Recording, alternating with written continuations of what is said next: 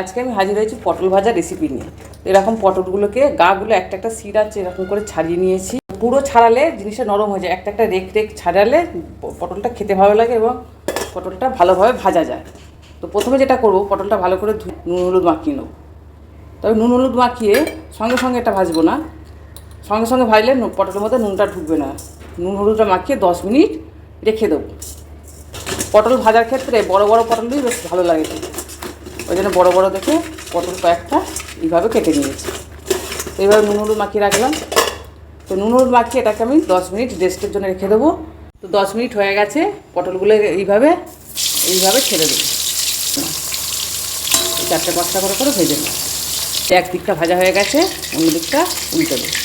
কালারটা যেন এরকম ডার্ক হয়, এরকম কালার হলেই তবে পটল ভাজাগুলো খেতে ভালো লাগে এবং ভেতরটা সিদ্ধও হয়। এই দু পিঠেই ভাজা হয়ে গেছে, এবার এটাকে তুলে নিই।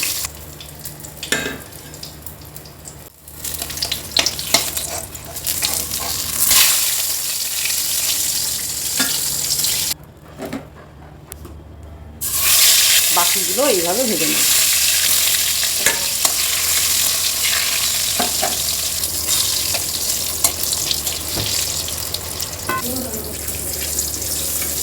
এরকম পটল ভাজা গরম গরমই খেতে ইচ্ছা করবে। এই যে গরম গরম পটল ভাজা আমার রেডি।